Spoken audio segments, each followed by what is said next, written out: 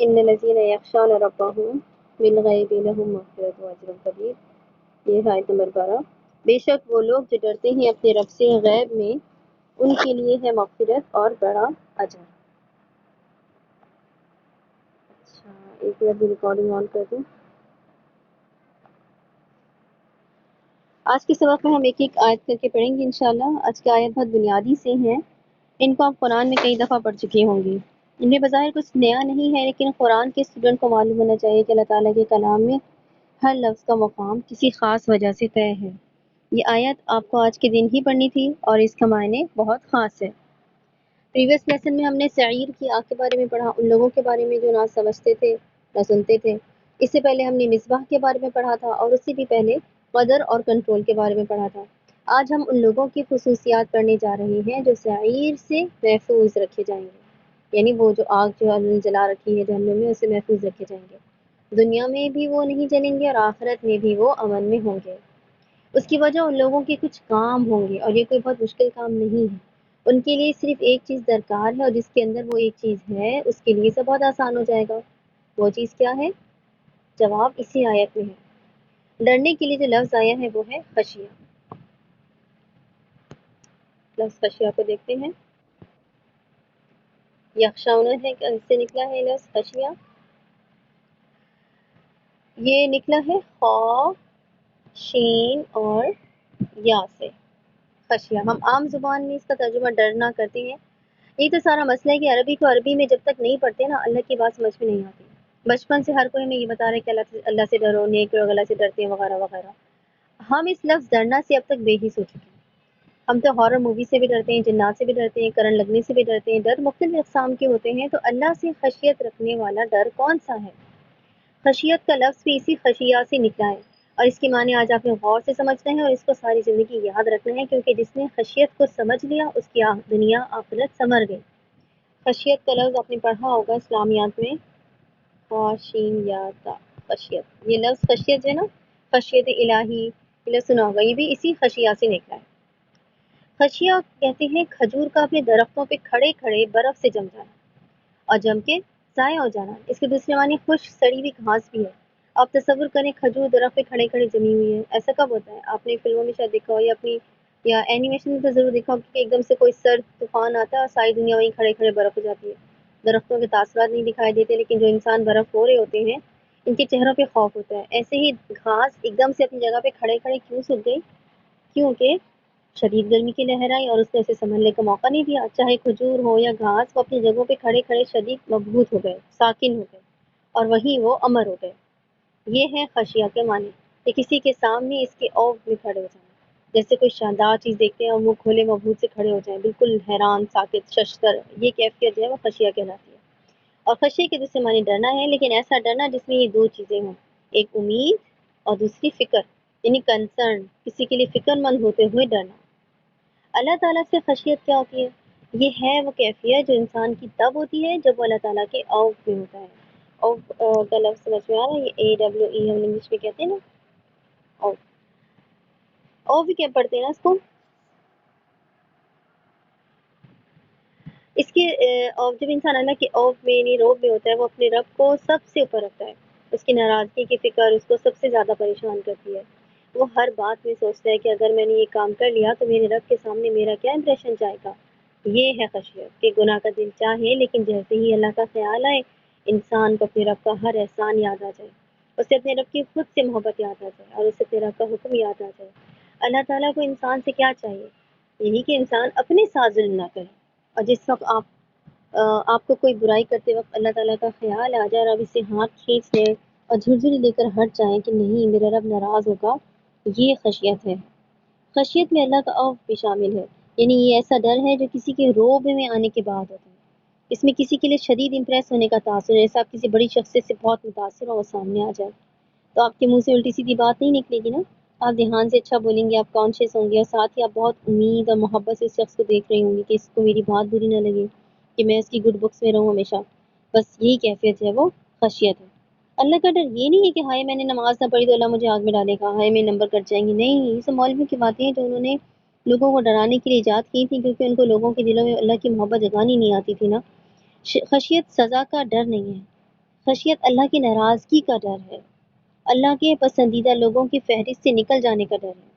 خشیت اللہ کو راضی کرنے کی فکر کا نام ہے، اور یہاں پہ خشیت کے ساتھ ایک لفظ کا اضافہ کیا گیا ہے، بالغیب۔ اب ہم بالغیب کو بھی دیکھ لیتے ہیں، بالغیبی لہم۔ اچھا، وہ لوگ جو اللہ سے غیب میں ڈرتے ہیں، یہ اس کا مطلب ہے بالغیب کا۔ غیب میں ڈرنا کیا ہوتا ہے؟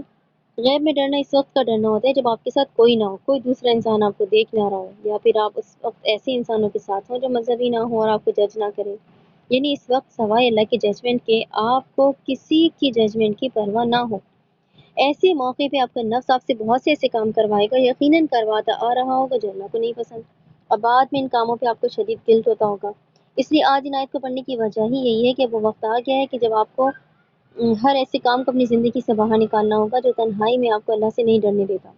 جب ساری دنیا ہٹ جاتی ہے اور کوئی انسان ہمیں نہیں دیکھ رہا ہوتا، اس وقت ہم کیا کرتے ہیں، یہ ہمارا کیریکٹر ہوتا ہے۔ بعد میں کسی کو معلوم نہیں ہوتا اس کام کا، یہ کسی سے فون پہ بات کرنا بھی ہو سکتا ہے، یہ ایسا کسی کے ساتھ جس کے ساتھ بات کرنا صرف رسوائی ہے، یا کسی کے ساتھ کچھ اٹھا لینا بھی ہو سکتا ہے، کوئی نہیں دیکھ رہا اور آپ چپکے سے کسی کا کوئی آئیڈیا چوری کر لیں یا کوئی چیز چوری کر لیں۔ یہ کچھ ایسا ہے جس کے بارے میں آپ کو یقین ہے کہ کوئی انسان نہیں جان سکے گا۔ جو لوگ غیب میں اللہ سے ڈرتے ہیں، کیا ان کا دل نہیں چاہتا یہ سب کام کرنے کے لیے؟ اللہ تعالیٰ نے ان کاموں میں انسان کے نفس کے لیے کشش خود رکھی ہے، اور یہی امتحان ہے۔ یہ کام دل کو اچھے لگتے ہیں، فوری خوشی والے کام، فوری تسکین والے کام، ان کی طرف دل لپکتا ہے، اور انسان خود کو وضاح دے دیتا ہے کہ بس ایک آخری بار، بس میری مجبوری ہے، میں کیا کروں۔ خشیت والوں کا دل بھی میرے اور آپ کے جیسا ہی ہوتا ہے، وہ روبوٹ نہیں ہوتے، لیکن وہ خود کو روک لیتے ہیں، وہ خود کو پکڑ لیتے ہیں، وہ اپنا دھیان بٹا لیتے ہیں، وہ سوچتے ہیں نہیں اللہ ناراض ہوگا، چھوڑو جانے دو۔ تنہائی میں کی جانے والی برائیوں سے چھٹکارے کا مؤثر طریقہ ایک ہی ہے، اس کو غور سے پڑھیں، یہ آپ کے طب آپ کے کام آئے گی۔ ایک مثال کو سمجھیں، جو لوگ موٹے ہوتے ہیں اور وزن کم کرنے نکلتے ہیں، ان کی دو ٹائپس ہوتی ہیں نا، ایک جن کا وزن کم ہو جاتا ہے اور دوسرے جن کا وزن کم نہیں ہوتا۔ ان دونوں میں کیا فرق ہوا؟ سیلف کنٹرول کا؟ نہیں، فرق یہ کہ وہ لوگ جو اپنی ڈائٹ پہ پکے رہتے ہیں، اپنی ڈائٹ فوڈ کی تیاری اس وقت کرتے ہیں جب ان کا پیٹ بھرا ہوتا ہے، یعنی وہ اپنا ڈائٹ فوڈ والا کھانا اس وقت بناتے ہیں جب ان کو بھوک نہیں لگ رہی ہوتی، یعنی ان کی بھوک کا علاج اس وقت ہوگا جب بھوک نہیں لگی ہوگی، تاکہ جب بھوک لگے ان کا کھانا تیار ہو اور وہ اس کو کھا لیں۔ اس کے برعکس وہ لوگ جو بار بار ڈائٹ میں چیٹنگ کرتے ہیں، یہ وہ ہوتے ہیں جو بھوک لگنے پہ کمرے سے نکلتے ہیں اور جا کے کھانا تلاش کرتے ہیں، لیکن اس وقت ان کو اتنی بھوک لگی ہوتی ہے کہ وہ جو گند بلا سامنے آتا ہے اسے پھر سے نکال کے کھا لیتے ہیں، اور پھر گلٹ اور مایوسی کا شکار رہتے ہیں کہ بھائی ہم سے وزن کم نہیں ہوتا۔ کیا سمجھ آیا؟ اپنی بھوک کا علاج بھرے پیٹ کے ساتھ کرنا ہوتا ہے، بھوک سے پہلے۔ جب بھوک لگ گئی تو علاج کا وقت گزر گیا۔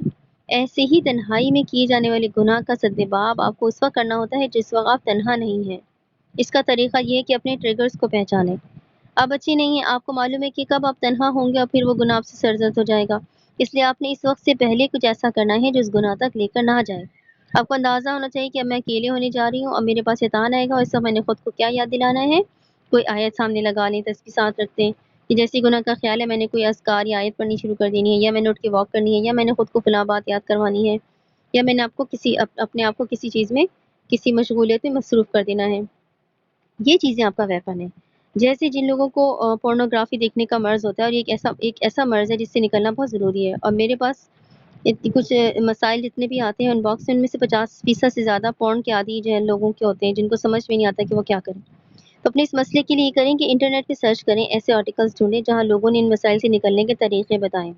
انٹرنیٹ اس لیے نہیں ہے کہ آپ سوشل میڈیا پہ اسکرول کرتے جائیں، اسی انٹرنیٹ جس پہ آپ جو ایسی چیزیں دیکھ رہے ہوتے ہیں یا کسی نامحرم سے غلط تعلق میں پڑے ہیں، اسی انٹرنیٹ کو اپنے حق میں استعمال کریں اور ان مسائل کا حل ڈھونڈیں۔ اس میں بہت سارے مسائل کے حل بھرے پڑے ہیں، جوابوں سے، فری کورسز سے آپ کو سب کچھ مل جاتا ہے۔ لیکن یاد رکھیں اللہ کو غیب میں ڈرنے والے پسند بہت ہیں۔ اس وقت اس سے ڈرنا جب کوئی اسے دیکھ نہ رہا ہو، کوئی انسان نہ دیکھ رہا ہو، وہ ایک عمل نہ کرنا، اسی خواہش سے رک جانا، وہ آپ کے سارے گناہ دھو ڈالتا ہے، کیونکہ وہ عمل بہت خالص ہوتا ہے اور صرف اللہ کے لیے ہوتا ہے نا۔ ایک اور کام بھی کریں، خود کو پہلے سے تیار رکھیں کہ میں نے آج رات تنہائی میں یہ گناہ نہیں کرنا، اور جیسے ہی گناہ کا وقت ہے آپ نے خود کو ایک لالچ دے کر روکنا ہے، اور وہ کیا؟ جس وقت آپ خود کو روکیں گے آپ آٹومیٹکلی اللہ تعالیٰ کے پسندیدہ لوگوں کی فہرست میں آ جائیں گے، اور جب کوئی محبوب بنتا ہے تو اس کی باتیں مانی جاتی ہیں۔ اس لیے فوراً سے کوئی دعا مانگ لیا کریں، کوئی ایسی دعا جو قبول نہیں ہو رہی ہو، اور آپ دیکھیں گے کہ آپ کی اس خشیہ بالغیب کے وقت مانگی جانے والی دعا ایسے جھٹ سے پوری ہوگی۔ یہ دعا کا لالچ ہی ہے نا ایسے لالچ میں کوئی برائی نہیں ہے اگر یہ آپ کو گناہ سے روک دے۔ جس طرح سے آپ خود کو روک سکیں روک لیں۔ یہ بڑا خاص موقع ہوتا ہے، اس کو ضائع نہیں کرنا چاہیے، اس کو اپنے حق میں استعمال کرنا ہے۔ اس وقت جب کوئی نہیں دیکھ رہا اور آپ اللہ تعالیٰ کی بات مانتے ہوئے رک جاتی ہیں تو پھر برے دل کے ساتھ ناخوشی کے ساتھ آگے نہ بڑھ جائیں کہ ہائے میں بیچاری جس پہ اللہ نے اتنی پابندیاں لگا رکھی۔ نہیں، اس وقت فوراً سے کوئی دعا مانگے اور پھر امید رکھیں کہ دعا قبول ہوگی۔ خشیہ بالغیب کرنے والے کو کیا ملتا ہے؟ مغفرت واجر کبیر، مغفرت واجر کبیر۔ یہ دو لفظ آپ نے بہت دفعہ قرآن کریم میں پڑھے ہوں گے، لیکن پھر بھی ہم ان کو دوبارہ سے پڑھیں گے کیونکہ ان کا مطلب یقیناً آپ کے آج کے مسئلے کی طرف رہنمائی کرے گا، اور یہی تو قرآن کا معجزہ ہے۔ مغفرت کا لفظ نکلا ہے غفرا سے، غین فا اور را، غفرا۔ غفرا کہتے ہیں لمبے چوغے کو جو کسی کو مکمل ڈھانپ لیتا ہے۔ غفرا گناہ کو ڈھانپنے کے لیے استعمال ہوتا ہے، کسی کو معاف کر دینا، اس کے جرم کو کور کر دینا، اس سے پردہ ڈال دینا۔ جب آپ اللہ تعالیٰ سے غیب میں ڈرتے ہیں تو وہ آپ کے ماضی کے گناہوں کو ڈھانپ دیتا ہے، وہ ان کو بھی معاف کرتا ہے اور دنیا والوں کے سامنے ان کا پردہ بھی رکھتا ہے۔ اس کے برعکس اگر آپ غیب میں نہ ڈریں تو کیا ہوتا ہے؟ آپ کے ماضی کے گناہوں کا پردہ بھی کھلنے لگتا ہے۔ اس کو یاد رکھیں، غیب میں کیے جانے والے گناہ دین کی روشنی میں رسوائی لاتے ہیں، کسی اور طرف سے کوئی دوسرے گناہ کھل جاتا ہے۔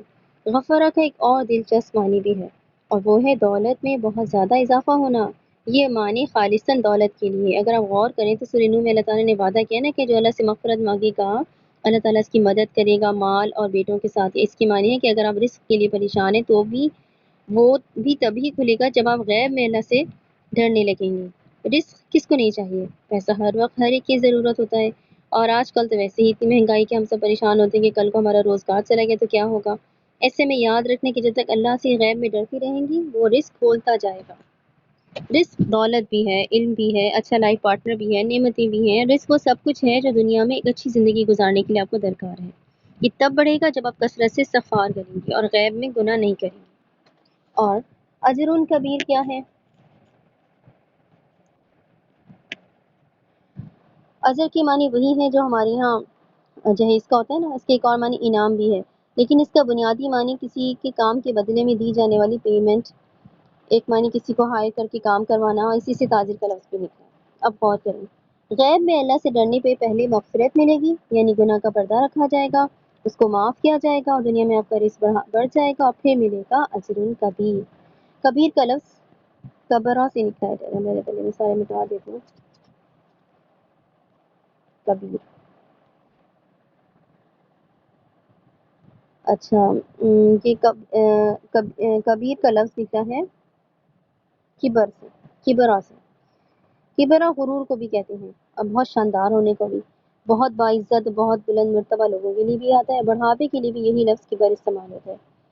کبر کا عموماً معنی تفسیر کی کتابوں میں بڑا لکھا جاتا ہے، لیکن دلچسپ بات یہی ہے کہ کبر کے معنی صرف یہی نہیں کہ بڑا ہونا، کبر کے معنی ہوتے ہیں کسی چیز کا بڑھ کے بہت زیادہ ہو جانا، درخت کا گرو کر کے اونچا ہو جانا۔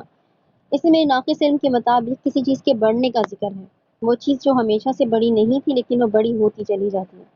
اور جب آپ گناہ بالغیب چھوڑتے ہیں تو آپ کو مغفرت کے علاوہ جو اجر ملتا ہے وہ بڑھتا ہی چلا جاتا ہے۔ جتنا زیادہ آپ سیلف کنٹرول کریں گے اتنا ہی زیادہ آپ کے اجر کا درخت بڑھتا جائے گا، یا آخرت میں بھی ملے گا اور دنیا میں بھی۔ آپ نے بس اس گناہ کو چھوڑنے کی تیاری تنہائی میں جانے سے پہلے کرنی ہے، کیونکہ تنہائی میں آپ ایک دم سے پھسل جائیں گے۔ ایک پرچے پہ اس گناہ کے بعد ہونے والے تمام نقصانات لکھ لیں، جیسے گلٹ، فرسٹریشن، اللہ کی ناراضگی، اور اس کاغذ کو سامنے رکھ لیں، یہ موبائل محفوظ کریں، اور جیسے ہی تنہائی میں گناہ کا خیال ہے اس کو پڑھ کے خود کو یاد کروائیں کہ آپ نے کیوں اس گناہ کو چھوڑنا ہے، اور یوں ہی آپ کے لیے آسان ہو جائے گا۔ ٹھیک ہے، اچھا اب چلتے ہیں اگلی آیت کی طرف۔